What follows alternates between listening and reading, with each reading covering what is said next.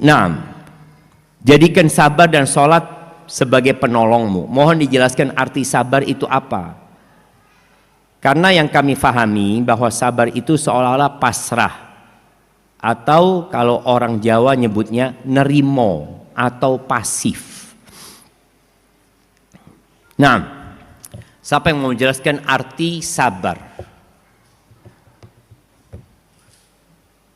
Sabar, apakah sabar itu nerimo? Nah, sabar itu ridha atas ketetapan Allah. Enggak, ridha itu sudah di atasnya sabar. Jadi ada 4 tingkatan menghadapi musibah, jemaah. Yang pertama jaza, yang tadi disebut innal insana idza massahu syarru jazua. Jaza itu artinya enggak nerima, artinya dia marah-marah, ngomong enggak enak, melakukan tindakan yang di atasnya sabar. Di atas sabar ada lagi namanya ridha, di atasnya ridha ada lagi namanya syukur. Jadi ridha itu tingkatan di atasnya sabar. Nah, fadhal. Menahan dari keluh kesah. Menahan betul. Menahannya betul. Dari apa? Dari keluh kesah, oke lah, nggak apa-apa lah. Kita kasih hadiahnya. Jadi para ulama ketika mendefinisikan sabar adalah habsun nafs, ya, menahan diri dari melakukan perbuatan atau mengucapkan ucapan yang tidak sesuai dengan syariat dan akal sehat. Syariat dan akal sehat. Artinya kayak orang umpamanya nyobek-nyobek bajunya ketika dia dapat musibah, apa manfaatnya gitu loh. Secara akal sehat nggak ada gunanya gitu. Atau dia teriak-teriak anaknya meninggal dunia, dia teriak-teriak, nah kok ditinggal ibu, nah loh, apakah berguna? Anaknya bisa hidup lagi? Ibu ya ibu, nggak ada, nggak bisa. Jadi sabar itu menahan diri dari melakukan perbuatan yang tidak diridhoi Allah dan tidak sesuai dengan akal sehat, dan mengucapkan ucapan tadi. Jadi dia belum nerimo sebenarnya, jamaah. Masih nahan. Berat, itu sabar. Makanya dikatakan oleh Nabi alaihi salatu wasallam, innamas sabru inda sadmatil ula. Sabar itu pada awal hempasan. Jadi antum kalau kepingin tahu orang sabar itu, bagaimana ketika dia pertama mendengarkan musibah. Contoh, antum duduk di ruang tunggu, nunggu pesawat. Tahu-tahu ada pengumuman pesawat antum cancel. Apa yang antum lakukan? Opo iki? Ada yang langsung, penerbangan apa ini? Maskapai apa ini? Ada orang yang pertama dengar itu, inna lillahi wa inna ilaihi raji'un. Ini sabar. Makanya Allah katakan wabasyiris sabirin. Berikan kabar gembira kepada orang-orang yang sabar. Alladzina idza asabathum musibah, mereka adalah orang-orang yang kalau terkena musibah qalu inna lillahi wa inna ilaihi raji'un. Itu satu pesawat semuanya terdampak, bukan cuma antum doang. Semuanya terdampak. Ada musibah yang menimpa pribadi. Taib, bagaimana sabar menghadapi ini? Mungkin berkaitan dengan suami. Suami zalim, Ustaz. Apa ana harus sabar? Ya kalau kau bisa bersabar jangan. Terus terang ana, ya ustadz itu nggak boleh berhenti nuntut ilmu. Ustadz itu harus terus belajar. Dan media belajar sekarang banyak ya. Kajian-kajian masyayikh itu sudah bisa didengarkan walaupun mereka sudah meninggal dunia. Berbeda dengan zaman dulu. Imam Syafi'i meninggal dunia, ya sudah, murid-muridnya nggak akan pernah mendengar suaranya Imam Syafi'i.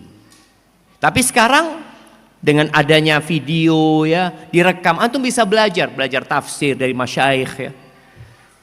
Ana mendengarkan seorang syekh ya, yang ditanya, ini berkaitan sabar menghadapi suami. Kalau ana ditanya dengan pertanyaan ini, ana akan ngomong cerai mungkin.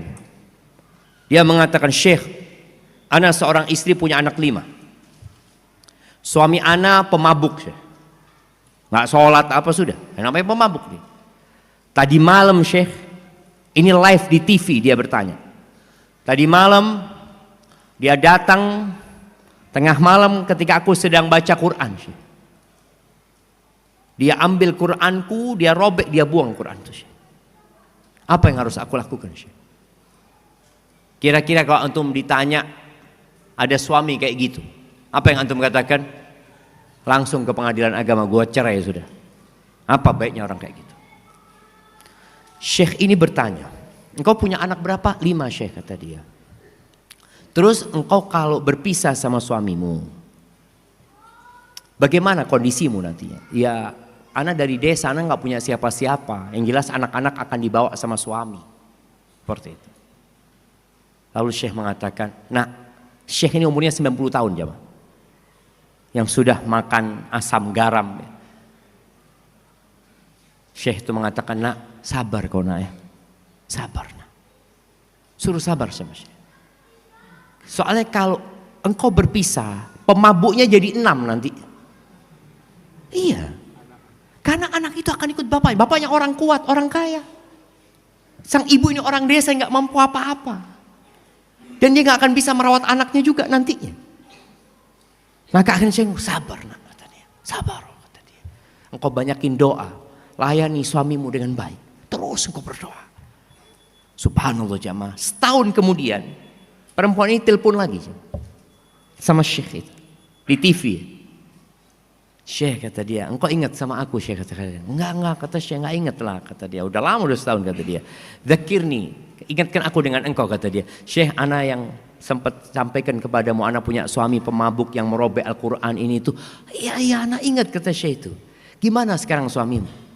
Alhamdulillah Syekh, suami ana sekarang yang buka masjid waktu subuh. Yang buka pintu masjid waktu subuh. Maka tadi kadangkala kita ini meremehkan doa jamaah. Sabar itu pasrah, enggak, ada usaha. Dan kesabaran itu memang pahit jamaah. Nabi SAW mengatakan,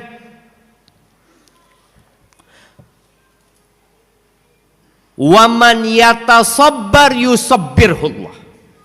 Barang siapa yang berusaha untuk bersabar, dia berusaha untuk nahan diri dia dari melampiaskan amarahnya, dia nahan diri, yusabbirhullah. Allah akan jadikan dia orang penyabar. Jadi perlu usaha.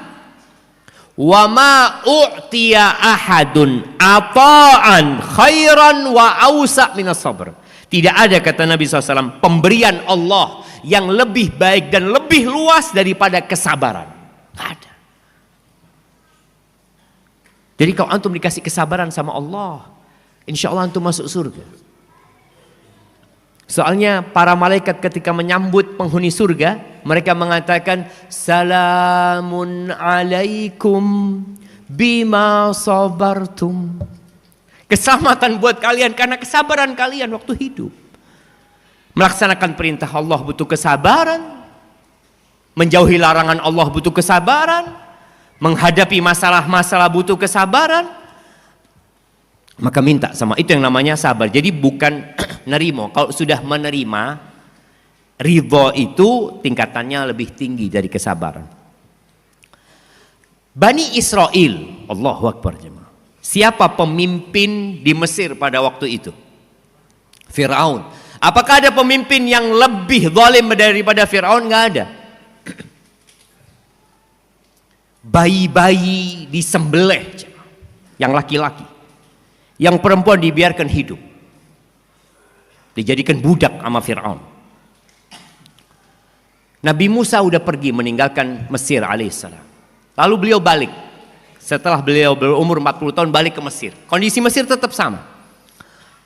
Mulailah Nabi Musa bersabar, berdakwah, mendakwain Fir'aun ini. Tapi ternyata Fir'aun gak berubah. Apa kata Bani Israel?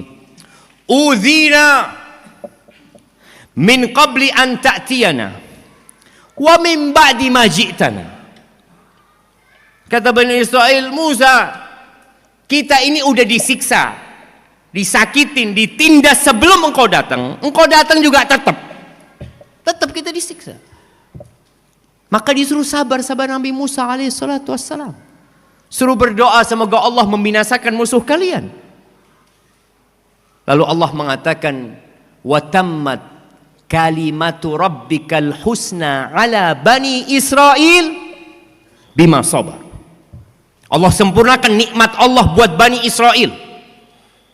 Dengan apa? Dengan kesabaran mereka menghadapi Fir'aun. Disiksa. Itu 40 tahun bersabar jamaah setelah datangnya Nabi Musa. Dikatakan setelah 40 tahun Nabi Musa meninggalkan Mesir. Pergi meninggalkan Mesir. Dan itu pun masih dikejar sama Fir'aun. Tapi mereka sabar. Maka dikatakan jamaah Yahudi itu penyabar. Bagaimana Yahudi bisa menguasai Palestina? Karena kesabaran mereka. Kalau antum tahu Perang Dunia Kedua bagaimana kondisi Yahudi? Sebelum itu bagaimana mereka? Mereka sabar jamaah. Mereka datang ke Palestina itu beli tanah satu ya, beli tanah sini, beli tanah sini, nggak langsung dikuasai untuk Palestina. Tahu-tahu satu kampung sudah dibeli sama mereka.